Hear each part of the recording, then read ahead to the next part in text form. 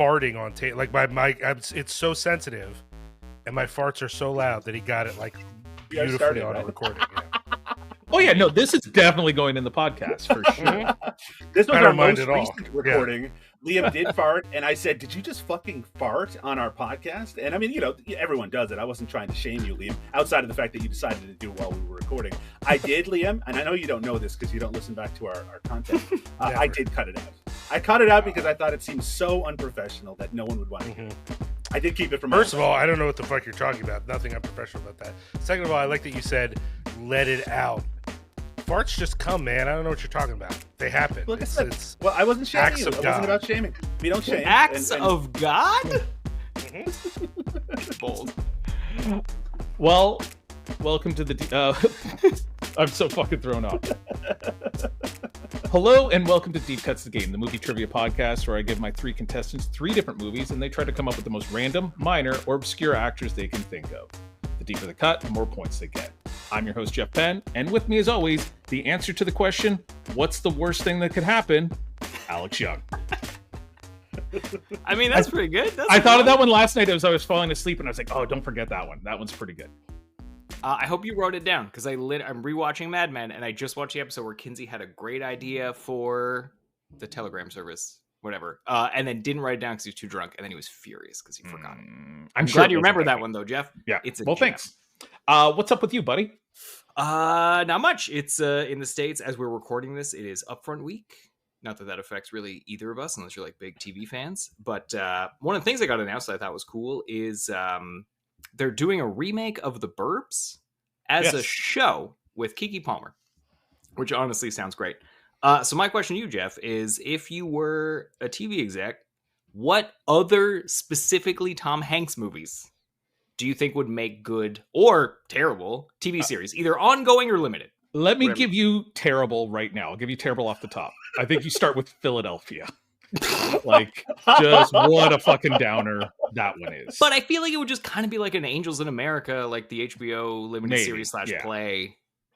Potentially, of which I didn't watch. So that's maybe, yeah. But honestly, so many. Like, such as? Splash. I think Splash, like, especially in the 80s, you could do your fish out of water story, Alex. Like, you pair that with, like, perfect... You match that up with Perfect Strangers or something like that in the 80s. That's a great hour of TV. Before you had mentioned this to me, and I didn't know about the Burbs reboot as a show, and I was going to say the Burbs would be great as kind of like an Erie, Indiana meets Buffy the Vampire Slayer in like this like suburbs kind of thing. You know, we've already seen Saving Private Ryan essentially became Band of Brothers. But I mean, there's a lot. Like, I mean, you could go all the way fucking back to like Mazes and Monsters, which was like a made-for-TV movie, and then just reboot that where it's like the kids are actually fighting demons in the sewers rather than just getting like really freaked out like Tom Hanks did. That would Don't be fun. Don't be spoiling Mazes and Monsters so people haven't seen it. Big. I think Big would be fun. Big, I was thinking would be like a good HBO series. Yes. Castaway. That's just Survivor. You're describing Survivor. I mean, it's fucking, you know, it's Yellow Jackets without a supernatural twist, essentially. You know what I was thinking would be really good is The Terminal. Because I did a little bit of research for the started, and the story that's based on, that dude was in the Paris airport for 18 years. Yeah, there's something weird there. You could distill that into a couple of seasons. For sure. Not a 2-hour and 2-minute movie, which is good. I like that movie a lot, but you could get a series out of it for sure. Yeah. Forrest Gump. Forrest Gump told kind of like This Is Us, where it's like sometimes it's like it's him on the bench telling the story, and it's like the lessons he learned as a little kid. It becomes Me, Myself, and I, like that short-lived John Larroquette, Bobby Monahan show that nobody watched. My brain was thinking Me, Myself, and Irene. And I'm no, like, Me, Myself, and I, where it's like the little kid from Shazam. And then somehow he becomes Bobby Monahan, who then becomes 6'7" John Larroquette. Like, I don't know. We can all dream. Listen, how Bobby Monahan went from Bobby Monahan to John Larroquette. Yeah. My mom has been telling me for the last 28 years that my growth spurt is coming, and I still want to believe it. Yeah. One day I will also be a John Larroquette, but like once I turn 60. What about you? What shows other than The Terminal? You got anything? Or that's your best one? That's honestly the best one. I feel like you could do like a solid adaptation of like the Robert Langdon, like the 3 Da Vinci Code kind of books, and make those into like a halfway decent series. But I mean, those movies aren't terrible, and the books are. So I feel like maybe don't mind that one much more than they already have. But honestly, I feel like the Terminal was one I felt like was the best bet, just for duration, if nothing else. Yeah, for sure. Well, open it up to our guests and see if they got any fuck gold. They stole so much of our thunder right off the top, but I guess so. We'll let's bring them in. All right, tonight we've got 2 powerhouse guests joining us, guys who know their movies inside and out and aren't afraid to dig deep into film history. First up, we have Doug Tilley, a walking encyclopedia of cult cinema and things underrated. And right alongside him is Liam O'Donnell, a man who treats cinema like an adventure. Whether it's Steve Buscemi's most unexpected roles or Jackie Chan's Hollywood years, Liam's got the insights. Together, these 2 are the brains behind Cinema Smorgasbord, where they break down the best and strangest of film in their own unique way. But tonight, they're here to put their deep-cut movie knowledge to the test. Will they rise to the challenge, or will I stump them with some obscure picks? Welcome to the show, Liam and Doug. Thanks for being here. That was so nice. I mean, completely inappropriate. And obviously, we're going to disappoint you in all sorts of... We're actually going to disappoint you in strange ways. Like, we're going to know a lot about something that we shouldn't know about, and then just completely whiff on the most obvious stuff. I'm going to open with some disappointment. Your Forrest Gump idea just sounds like a ripoff of How I Met Your Mother, and I was immediately turned off by it. I was just like, oh, no, thank you. I'm not into that. I'm going to push back a little and say, I bet in our lifetime there's going to be a Forrest Gump television show. It sounds exactly like the sort of shit that you would like to see. Yeah, like I'm not saying I would watch these shows, like any of them, but if they were on network TV, I'm like, well, these are better than 50% of the shows that come to us every year, where it's like another procedural cop show, or a cop who's got like a quirky way of solving crimes, or a cop who's not a cop working with the cops solving crimes. Like, how many times does that need to happen? Quirky cops and Tom Hanks. I'm thinking they should turn that Dragnet movie into a TV show. Wasn't it a TV show? Yeah. I think you bring the Gilroys in and you do an Andor version of Joe versus the Volcano. I just think there's layers there that we're not really thinking about, and I think you could really bring that. Those 2 could really bring it out. Reboot. Yeah, and with all that, maybe it's like we're like 10 years too late, but with all the home renovation shows, I think we could have done the Money Pit kind of thing and just made that into a big thing. Let's just list every Tom Hanks movie. I was going to say most of his kind of work. He only has 100 acting credits. Like, we can do it. Yeah.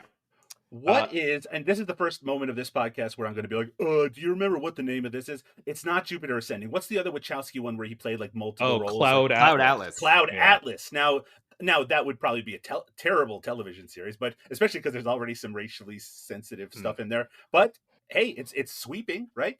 I wonder if it would be easier to swallow that movie as a series. Maybe so. Like spread out over that movie. Yeah.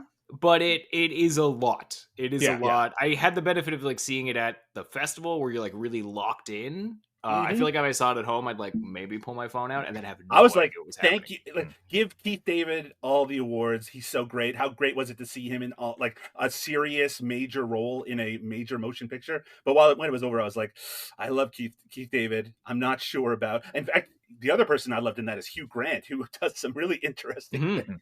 But not everyone really acquits themselves well in that movie. Yeah, sadly, Jupiter Ascending might be the more rewatchable of the 2 movies you mentioned, and it is famously terrible. So Doug and Liam, you guys host Cinema Smorgasbord, and I was looking through that. You've got some very interesting episodes there. So tell me a little bit about your show. It's funny. I'm just going to interrupt Liam for a second because I know he's itching to jump in and talk about the fucking podcast. It's funny that you mentioned the Burbs, right? Because we have Cinema Smorgasbord evolved out of a podcast that Liam and I did for a number of years, which is Eric Roberts is the Fucking Man, a podcast devoted to the life and work of actor Eric Roberts. And that culminated in us going to Chicago and interviewing Eric Roberts in front of a live paying audience and having a wonderful time. Like, just a really memorable experience. But I'll tell you, after 6-7 years of just watching Eric Roberts movies, it was time for us to evolve. Now, we still do the Eric Roberts podcast under the Cinema Smorgasbord banner, but we also diversified into other podcasts that are devoted to specific actors and directors. So we have podcasts devoted to the work of Paul Bartel, to Jackie Chan, as you mentioned, Steve Buscemi, Carol Kane, George Kennedy, Alejandro Jodorowsky, lots of them, including Dick Miller. Of course, we've done an episode on the Burbs, so it all connects back together. So, Leah, what did I miss when I just said that little spiel about our podcast? That the actual motivation behind the podcast is that we were too cowardly to pick one topic, so we just did all the topics. Yeah, right. We had so many ideas. We had a list. If you look at the number of things we talk about now, it's a pretty big list.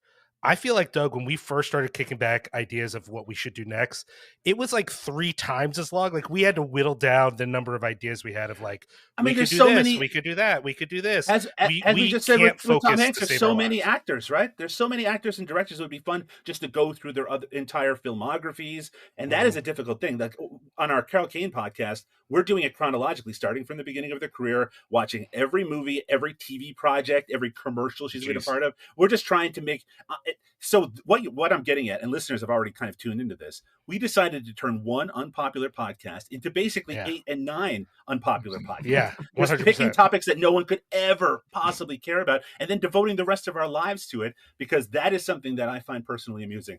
Picking a topic that, and then just devoting so much time that people are like, when you tell them about it, they're like, oh, that's funny. I'm never going to listen to it, but it is a funny thing. Sometimes when you talk to people about like ideas they have either for podcasts or writing projects, they say like, well, if I pick this random topic, I'd really diversify the things I watch and it'd be really fun because I'd watch all these different things. And me and Doug chose to do this to prove that wrong. We mostly watch painful things that make us sad. And only occasionally do we watch something and go, oh, that was great. I'm so glad we watched that. It's happens less often than you would think. And we're never locked into the zeitgeist. We're always far away from it. As far as can be, yeah. Yeah, the most common question we get when we tell them, it's like, they're like, oh, you do a podcast, what's it about? And then you'll say like, George Kennedy. And they're like, who? And of course, I mean, everyone here, we love George Kennedy. We know who he is. But your average person on the street, even if they know, you'll be like, oh, you know, he was in Cool Hand Luke and, the airport and things like that. And they're like, oh, okay. All right. Well, good luck with that. Now, you mentioned the Eric Roberts and then getting to do like an interview with Eric Roberts. Now, was that because of the like, did he hear about it? Like, or did you guys reach out to him to try to set that up? I'll let Liam tell the story because it was a very fortuitous turn of events. Basically, a friend of mine, Josh Goldblum, who now is the primary producer on these new VHS movies that have been coming out. At the time, he ran a film fest called Cinepunx, and he knew we did this Eric Roberts podcast. And he was well aware that he was bringing in the Larry Cohen documentary, and Larry Cohen was going to be a guest. And he was looking for other people who could be guests. He's like, what if we showed the ambulance and had Eric Roberts come? Y'all could interview Eric Roberts for the podcast. And me and Doug's first response was like, no, please don't do this because no one's going to come and we're going to be embarrassed. Yeah. But we were wrong. People came. They were excited about it. I'm sure Eric Roberts was a bigger pull than our podcast, obviously. But he was so excited to talk to us about it. And I was amazed at how gracious he was. Even when some of our questions were maybe not exactly the ones he was expecting to hear. Like, we really wanted him to talk to us about filming with David Dakota and the experience of like doing a talking cat and other things. And but he was very gracious. Eric Roberts, it was very much like, can he get a Frappuccino? Yes, then he's excited to be doing this event. That's basically what it was. I think we did the one interview with Eric Roberts ever where the words Julia Roberts were never spoken. Our focus was on never brought it up. I mean, this is the Deep Cuts podcast. Our focus was on the deep cuts because that's what we were most curious about, right? But of course, again, the people who were there, I think they were just happy to see Eric Roberts. I mean, he wasn't thrown off his game. He's a very unshakable person. But we were asking him about things that he couldn't possibly remember. He does 400 movies a year. Oh, yeah. But for us, it was a very joyful experience. Afterwards, we went for lunch with Eric and Larry Cohen. I mean, talk about an incredible opportunity. I mean, just a wonderful experience. But the other thing on top of that, honestly, my greatest memory around that's the first time Liam and I met in person. In fact, the only time we met in person. So it was a huge deal. Internet friends. We're primarily internet friends. Yes. Okay, so Cinema Smorgasbord, and it's part of the Cinepunx kind of like umbrella of podcasts. Am I correct there? Yeah. So where can people, like, you know, I'm sure you guys are everywhere, but what's the best place to find Cinema Smorgasbord? I'll answer this one, Liam, because I just went back and edited copyrighted music out of 80 of our old podcasts. So I'll just say, if you want to, you listen to it on Spotify. Soon they'll have the list of how many listens are on each one of our episodes. Oh my God, really, is that not the worst fucking thing in the world? Like it is suicide, is what it is. Yeah, I mean, it is just awful. Yeah, it's like where did all my plays go? Right? And it's like exactly. Wait, Jeff, do we not have tens of thousands of listens? Because like Liam, I don't listen to our show. But do we not have millions of listens? No, we don't, Alex. And they changed their metric for measuring or something like that. And I don't understand it anymore. Like, it doesn't make any sense.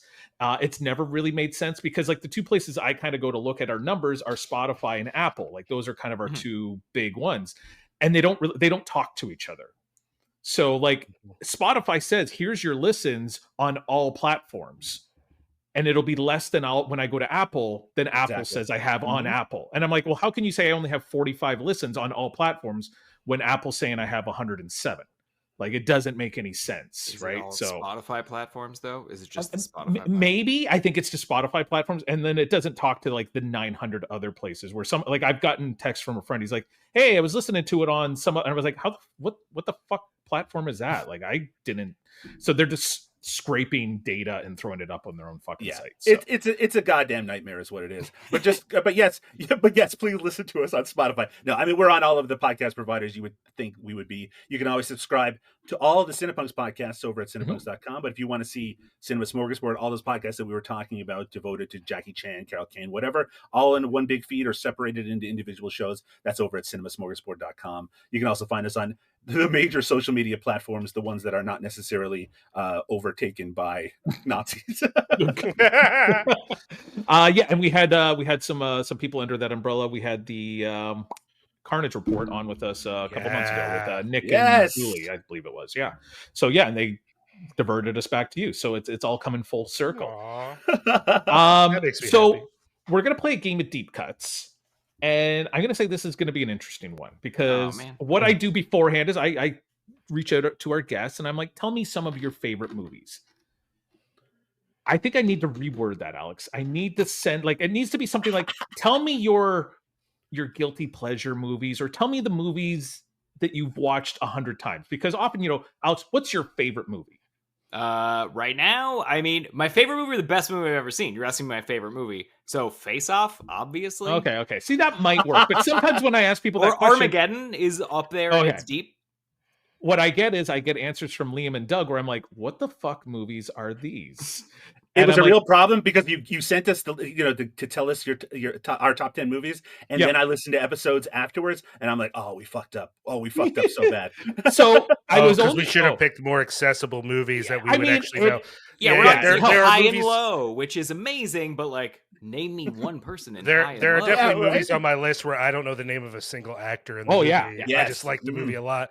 I see what you're saying. Okay, so then just replace all my answers with Conan, because that's probably my favorite, most watched movie that's actually other people have seen the movie. I'm trying to think here. So Liam gave me stuff like Suspiria, Suspiria. The Spook Who Sat by the Door, The Straight Story, Lady Snowblood, The Great Silence. I have the Lady Snowblood Criterion Collection. It's awesome. And then Doug gave me, maybe there was one accessible movie in there, so I had to Raising Arizona, I think, would probably be fairly accessible. Yeah, so there was some. So I was like, oh, this is great. I saw the TV Glow has a lot of different people in it though, so like Oh my God. Like that sort of thing. Yeah. I do have one deep cut for I Saw the TV Glow. I could do one and then end of list. Yeah, who's that, Alex? The guy from he's in what do you call it? I Think You Should Leave. He's a That's comedian. right. He's also Connor in O'Malley. Friendship. Yeah, Connor O'Malley. O'Malley. Thank you. He works at Connor the Chuck E. Cheese place or whatever. Oh, okay. He's got But like, Liam is thinking that Fred Durst is in it, which is also a great deep cut type person. Or the two leads from Pete and Pete, The Adventures of Pete and Pete are in it. Well then. Yep. I've been prepping, see? Well, we're gonna have a good game. The movies I've picked for you are much more accessible, and hopefully they fall under things you have They're seen. not obscure A24 releases? No, they are then not. I'm out. But first off, we've got to do a little thing where you guys try to guess what movie am I thinking of to determine who will go first, second, or third. The person who guesses the movie closest to the movie I'm thinking of will get to decide if they would like to go first, second, or third. So, Alex, we'll let you guess first and show them how it's done. Alex, what movie am I thinking of? Well, since we were talking about Tom Hanks earlier, are you thinking of the criminally underrated Bridge of Spies? I am not, Alex. I've never thought of that movie. Fucking correct. Unless you say it to me, I don't think of that movie. Doug, alphabetically, what movie am I thinking of? And I say alphabetically in the sense that we went to Alex to Doug. That's my alphabet. Sorry. So I can literally pick any movie. Any movie. No hint. And I'll tell you this: Alex is nowhere near it. So that's if that helps. Incredibly unhelpful as a clue. You know what? It's in the zeitgeist. Everyone's talking about it. Let's go with something very recent. Sinners. Sinners. I haven't seen it yet. I want to see it this weekend. I've just been so fucking busy. You're not close either, but that's okay. Liam, what movie am I thinking of? Secret of Nim. You know what? I may have thought of that once before, Alex. That's not crazy. I think one time it's a good movie, but it was like so confident, yeah. And there was no preamble. Just like it's obviously Secret of You know Nim. what? I'm gonna give it to Liam because the movie I'm thinking of is from 1993, Matinee. Oh, The Joe Dante classic. The Joe Dante one with what's his name? Who's in fucking The Burbs? He's in everything. The Burbs. John Goodman. And Who's in no. No, but the guy from Dick Miller. Dick Miller's in. Dick Miller's in it. Yeah. Because he's in. It's a Joe Dante film, so he has to be in it. So, Liam, would you like to go first, second, or third? Oh, third, please. I would like to watch other people crash and burn before I am required to crash and burn. You know what? Doug, you're the guest. So I'm going to let you decide first or second. I don't want to be as cowardly as Liam, but I also don't want to confidently run my face into something and embarrass myself. I'm going to go second. Second. All right. So, Alex, that puts you in the number one spot. And you know what? That might not be a bad spot because, like, these movies were tough. So, the three movies that we have for you tonight. Everyone kept saying it. From 1987, Raising Arizona. And you're going to notice a little theme here because from 1996, Fargo. And from 2008, Burn After Reading. Yeah, I know, because we've already done The Big Lebowski. And I couldn't get a copy of Hail Caesar to watch it again. Great musical number of that movie, like A+. I mean, talk about a deep cast. I mean, it was a deep cast, but I really wanted to watch it so that I could like really gauge how much Jonah Hill's in that film, kind of thing. I've seen it once, but remember nothing about that movie. So that movie has Christopher Lambert and Clancy Brown, basically a reunion from Highlander. Yeah, I was like, fuck, that's as good, but I could not find a copy of it. So while you guys are thinking about those three movies, writing down some names, let's hear a word from our sponsors. Movie buffs and collectors, this one's for you. MoviePosters.com offers an incredible selection of posters for every taste, from obscure indies to your blockbuster favorites. Want a poster for The Longest Yard, the good one, or the Adam Sandler one? They've got both. Charlie and the Chocolate Factory, Willy Wonka, or just Wonka? They have all options in a variety of sizes. Go to MoviePosters.com and use the promo code DEEPCUTS15 to get 15% off your next order. All right, we're with Doug and Liam from Cinema Smorgasbord, part of the Cinepunx podcast network. That sounds fun. We've got three movies for them tonight: Raising Arizona, Fargo, and Burn After Reading. There are a couple people that appear in more than one of these films, so if you say that person's name, you will get the points for all films that they appear in. So keep that in the back of your mind. There's not a lot, but there are some. And just is it worth saying that person if they're only worth a point in each movie, kind of thing? But that's up to you. But also understand that these movies I think are fucking tough. So taking any points off the board might be a smart play. So, Alex Young, my co-host, what's your first deep cut? First of all, it's my only deep cut, and I bet it's not even that deep because it's been a long time since I've seen it. I forgot his name. So already a bad start, but he's in Burn After Reading, and he's the dad in 6 Feet Under, and he's in Step Brothers and Richard something. Yep. He's in so many things, Alex. He's in like I The know. Shape of He's Water very famous. He was nominated for an Oscar in The Visitor. I forgot his name. His name is Richard Jenkins, Alex. Richard Jenkins. Alex, right before we started recording, I said that what if I can't remember a name? And the one I was trying to struggle with was that one. I was thinking in my mind, Richard, what's his fucking name? Jeff, edit this so I sound smart. Richard Jenkins runs the gym, we'll say, in that film. He is worth 9 points, Alex. Ooh, shit. He's not one of the leads, and but yes, well done, Richard Jenkins. Doug, what's your first deep cut? My first deep cut? See, I know an actor who's in all 3 of these movies, I'm pretty sure. And I don't want to necessarily say it yet. So I'm going to hold off and say maybe the deepest cut from the movie that I had in my top 10, which I have now learned that neither of you enjoy very much. From Raising Arizona, the late, great M. Emmett Walsh. M. Emmett Walsh. We just had him a couple weeks ago for Blade Runner, Alex. As not the guy as a guest. So M. Emmett Walsh for 12 points. Not a big part in this movie. He works in the like welding place where the lead of the movie works, and has like 2 tiny little monologues, really. So really not even right. One of the greatest scenes in movie history, where he talks about the guy holding the head in one hand and the sandwich in the other. One of my favorite scenes ever. Well done, Liam. I hate you, Doug. We're with you. So you're in the 3rd spot. So you get 2 in a row. You get your first 2 deep cuts. We go serpentine here, back and forth. So what's your first deep cut? First, I just want to say, I really thought I was going to be like a fucking badass with M. Emmett Walsh. Though, to be fair, I was going to say, I was literally going to say, it starts with an initial and he's in Blade Runner. That's literally all I had. And you would have got it. It would have worked. I know. Okay. This is not a deep cut at all, though, but it's the first thing that came to mind is like, at least I know who this person is, and it's not super obvious. Wait, is that his name? It's okay. We'll give you a little flexibility.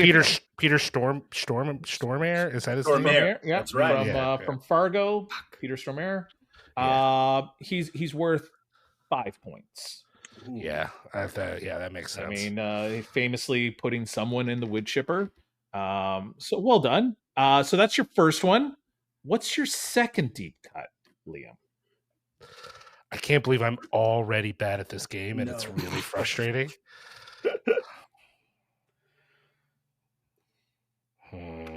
Think about the scenes in Fargo. I know Fargo's not super deep, but there's, think of the lead characters and. Or don't. Think of something else. Yeah, that's fine. You're talking think about other movies altogether. Who's in Jupiter Ascending? Maybe they're in Fargo too. Could be. Risk it. No, okay. Fuck. You might even think about someone that we have podcasts devoted to. Right. I mean, but that's so okay. Let me be clear here. Should I go with like the most obvious answers first, or should I be really trying to go deep? I mean, if you don't have a deep cut in the back of your like ready to go, taking points is, especially at the beginning of the game, you don't want to be putting up zeros in the first couple rounds. Yeah, that's right. Okay, because you're not going to come up with something better at the end. Our buddy Steve Buscemi is who I'm going to go with. All right, yeah, Steve Buscemi is the guy getting put in the wood chipper. Yeah. So Peter Stormare was 5. Steve is 4. Bigger star, bigger name, a little more memorable in the film. So 4 points for Mr. Buscemi. Doug, we're back to you. What's your second deep cut? Going to try for that triple word score. I'm going to go with Frances McDormand, who I believe is in all 3 movies. She is clearly in Fargo, is essentially the star of the film. So 1 point for Fargo. She's also in Burn After Reading as one of the. There's many stars in that film, so it's another 1 point. Ooh. But she is also in Raising Arizona as. I don't know if she's like the sister-in-law or she's married to someone who, she's only got one scene in the film. So, and she's kind of unrecognizable a little bit. But so because she is a big star and because she's in fucking every one of these films, she's worth 7 points. So it's a total of 9 points for Frances McDormand. So not a bad take her off the board. Alex, you've got 2 in a row. You're second and your third. You got Richard Jenkins off the top with 9. Got anything else? Pass. No. I'm gonna give you one that is like a point, which is J.K. Simmons in Burn After Reading. Mm-hmm. You know what? He's more than a point because I'm gonna say I've been watching the movie. I'm halfway through it, and he hasn't fucking shown up yet. Oh, I remember him so vividly getting hit with a hatchet. Spoilers in that movie. Oh man, I got it paused in the other room.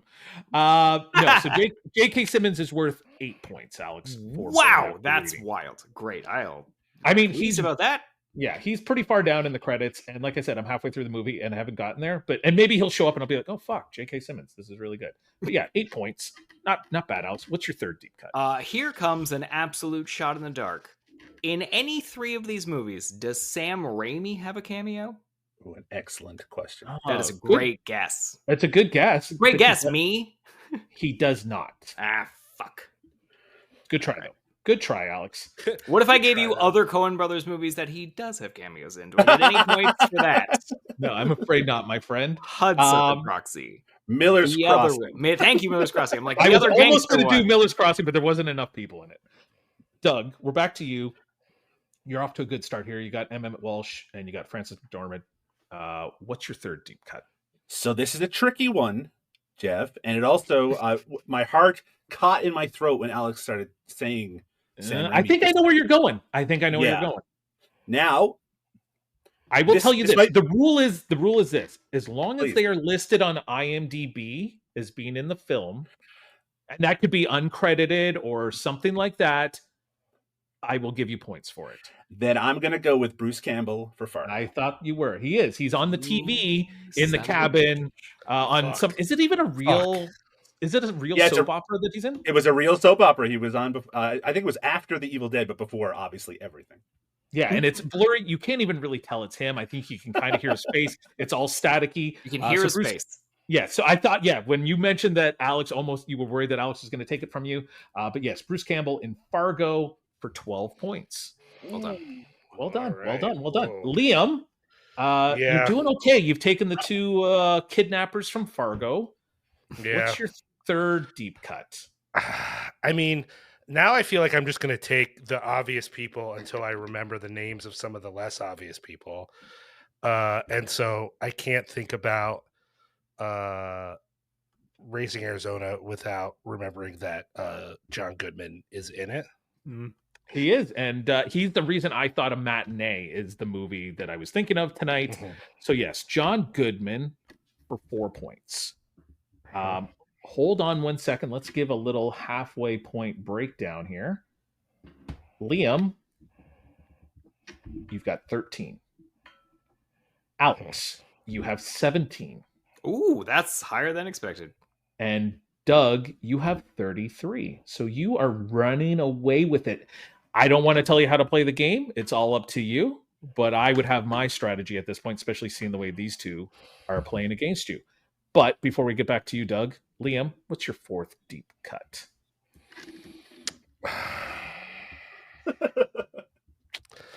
I think this is his name.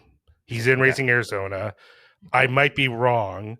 And the problem, if I'm wrong, is the only other thing I can remember that he's in for some reason is The Devil's Rejects. And he's not even like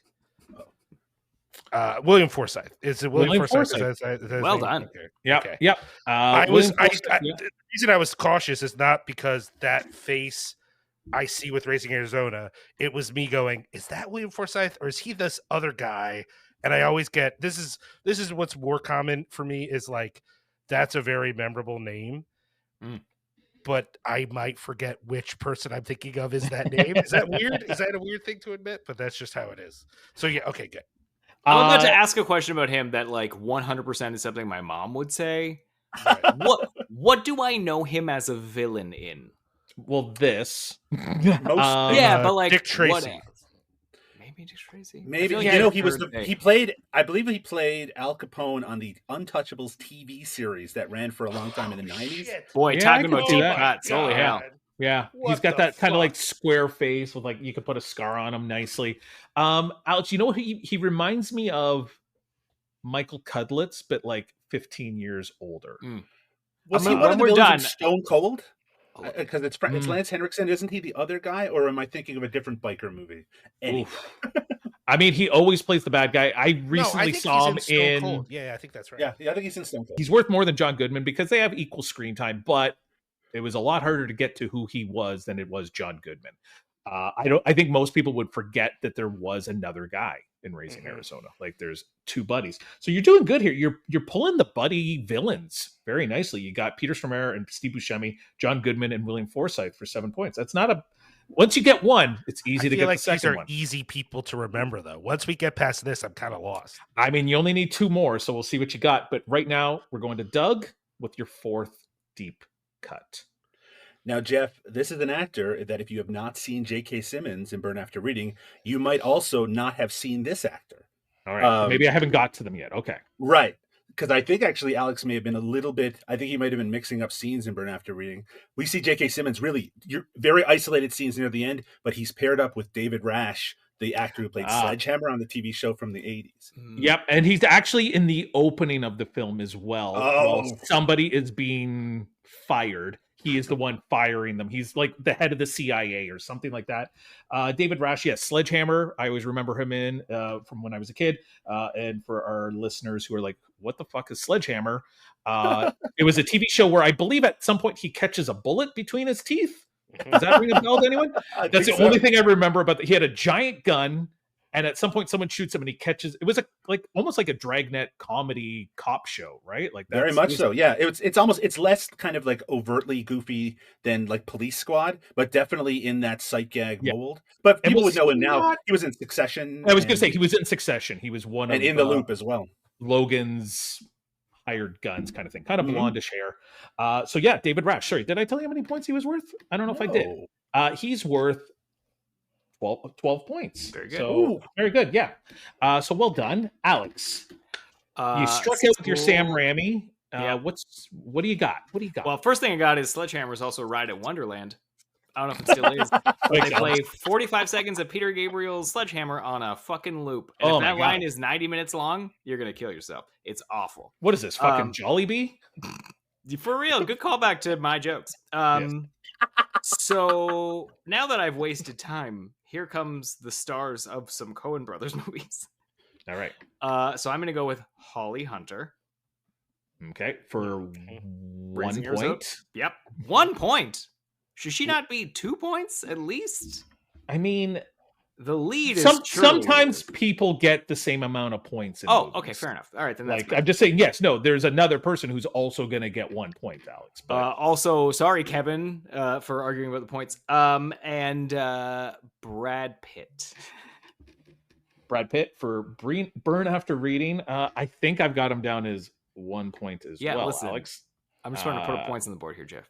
Yeah, he is worth 1 point. Great. Hey, points are points. It's better than the 0. Not by much, but it is by better than 0. 100%. Doug, you are running away with it. You just gave us David Rash. What is your 5th deep cut? You know what? Running up the scoreboard, you shouldn't do it, right? It's just an embarrassing thing. I mean, you should do it. You should do it. You should do it. An actor that I always connect with, National Lampoon's Christmas Vacation. He was the person who worked with Chevy Chase, and I think his name is Sam McMurray. Yep, and we had him. He was in last week's game too. I can't remember. Oh, he was in Addams Family Values as like the dad of the blonde girl who's 100%. I was gonna. Doug, this is going to sound crazy to you. I was thinking of this too because I think I'm right about this. He's the other cop in Chud with John Goodman. Whoa. I think you might be right. That's a And great so I connection, literally was like, oh, he's in that too. But the chances I was going to get his name were very small. And I didn't realize that was his name until you said the uptight dad from Addams Family Values. I'm like, yeah, that guy. What that guy? Yeah. So Sam McMurray. So he's in the movie in Raising Arizona. He's actually married to Frances McDormand. He's her husband. The lead of that movie beats the shit out of him. I think he's also his boss. So he's worth 9 points. Wow. You would probably know him from Friends, and I think there's a fucking reference. Friends references Raising Arizona. Ooh. They're having dinner with this couple. When they show up, Frances McDormand's going up the stairs, and he slaps her on the ass. Because on Friends, he would always say, bing, and he would slap Chandler on the ass. And I think it's a fucking callback to Raising Arizona. You would also know him from Freaks and Geeks as the one kid's dad. He's the dentist who's having an affair. He was cheating. That's right. Yeah, and the kid rides around on his bike trying all the garage door openers. So Sam McMurray, 9 points. Well done. Liam, you got your final 2 deep cuts. You've put points on the board with every round. You and Alex are neck and neck for second place. Really? Sorry, Liam. All right. Well, Alex, you had those bigger hits with Richard Jenkins and J.K. Simmons, but Liam's been consistent. What is your 5th deep cut, Liam? Wait, I feel like I should know the answer to this question, but I think it only just occurred to me. I'm doing 2 from each movie. Like I can't. You can do whatever movie you want. Okay. Well, okay. I am going to do that because one did occur to me. I was going to leave Burn After Reading fucking alone because I cannot remember a lot about that movie at all. But it does occur to me that Tilda Swinton is in that movie. She is. She's married to someone who's a much higher build in that film. Does not have as much screen time, but she's tough to forget when she's in stuff. So Tilda Swinton for 5 points. And then I'm going to go with someone from Fargo. And this is stupid because this person is not only a major character, he's also famous. And I have not been able to remember his name this whole time. I've been like reaching for it and not been able to get it. But he's the Cooler, right? Yep. What is you would know him from what? Boogie Night? Yes. I'm not. Why don't we just keep saying movies this guy's in? Sure. And let Liam see if he can get there. His no, wife. Let's not do this to me, please. No? Okay. Yeah. It's like on the tip His of my wife was tongue. in a scandal. His wife was in a huge scandal. Connected to the work of David Mamet. He's the voice of a robot in some movie that Alex and I watched. Get out of here, Jeff. What was that movie, Alex? Yeah, I know which one you're talking about. It had Ethan Embry in it, where it was like that's why we watched it, because you love him. It was in a movie where this kid wins a robot, was like a gamer robot, like a laser tag, and he's the robot. He like Evolver or that's literally what it's called. I don't think you're helping him. I don't think you're helping Liam. All right, that's definitely not going to. His name's William H. Macy. Liam. Macy, right? H. Macy. Okay. I don't want to give it away, but I kept thinking of a different person who I think is actually also in Burn After Reading, but I was like, that's not who I'm thinking of. What is this other person's name? And I couldn't get there. I was going to say, that's the last name I had on my list, and I just crossed it out. So. Fuck you. Well, he was only worth 1 point, Alex. So yeah. And you're going to need more than one to catch Liam when you get back to you. But right now, we're at Doug. You've got your final deep cut. Doug, I think you've got the game won. If you want to just play it safe, go for it. But if you've got anything like you're like, I think this person's in it, now's the time to play it. What would be the advantage of playing it safe at this point? There's none. Make them look stupid. Go for it. I will. You can't lose. I'm not. I would never try to make anyone look stupid. You chose one of the movies that was on my list. Of course, I'm going to know it very well. Unless you picked certain ones, then I would not have known any of the actors on that list. But I will go with Randall Tex Cobb from Raising Arizona. Let's see. What else would people know Randall Tex Cobb from? Diggstown. That's right. Diggstown. The Golden Child. Is he in The Golden Child? He's in the one with. Isn't he in the scary Jean-Claude Van Damme movie? Scary guy, the big scary guy. He's the big scary guy where the kid's in the cage. Yeah, and he's got like the bird and Fuck guy. You, Doug. I was trying to think of that dude this whole time, and I Why was did like, you attack me? Yeah, I should have just that. Doug, who's that guy? Hey, Liam, I guess if I don't have the outline written down for you, it's hard for you to really recall these names. Bro, Wow. you remember it's hard for me when the outline is in front of me. So I'm like, it's all the way at the top. I don't want to scroll up there. So he not a very big part. He doesn't show up till maybe the last third of the movie. Really, you see him a bit in some flashback, like some dream sequences, but his big part is towards the end of the film. He's worth 9 points. So well done, Doug. That's a very solid deep cut, and it's a very solid score that you've got. Alex, you crossed off your last name, William H. Macy. What do you got? You got anything? How many do I have to give you? Just one. Just one. Thank God. And I'll tell you this: 7 points ties you with Liam. Okay. So it's gonna be a guess because that's all I got. And you're gonna feel stupid after, Alex. You're gonna feel real dumb after. Yeah, Jeff, I've played this game before. I know how it ends.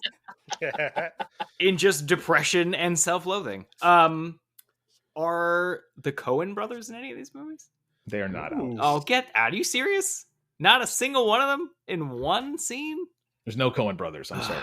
Joel and Ethan, you guys letting me down. Let me tell you who you missed, Alex. Obviously Nick Cage. See, this I thought, Alex, you were gonna really. You know what? I forgot. What? You forgot at the end? Yeah. How do you forget about Nick Cage? Because we talked about it earlier and we mentioned him, and then my brain just erased it. The dad of the kidnapped baby is an actor named Trey Wilson. You might know him from Bull Durham as the coach of the team. Other than that, there's really no one in Raising Arizona. You guys really ran the board on that. There is a person in Raising Arizona that's also in Fargo and in The Big Lebowski, which is not one of the movies tonight, but it was an actor named Warren Keefe. In Raising Arizona, he's one of the FBI agents at the beginning. In Fargo, he is on the phone with William H. Macy, and they're talking about like the money you owe kind of thing. He's like, oh no, I got that money. I got it. And then he's also in The Big Lebowski as the funeral director that is selling, like giving them the urn with Steve Buscemi's ashes in it. So he would have won the game for pretty much everyone, but very tough to get. From Fargo, the father-in-law is an actor named Harv Presnell, who was in Saving Private Ryan. The kid, I can't remember his fucking son's name, William H. Macy's son.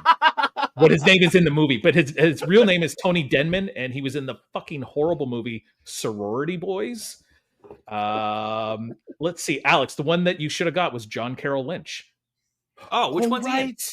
He's Frances McDormand's husband. He's the guy that designing the stamps. Yeah, and he's fucking in everything. He's a Hall of Fame deep cut guy. He's the Zodiac killer. Yeah. He's Drew Carey's brother. Yeah, that's right.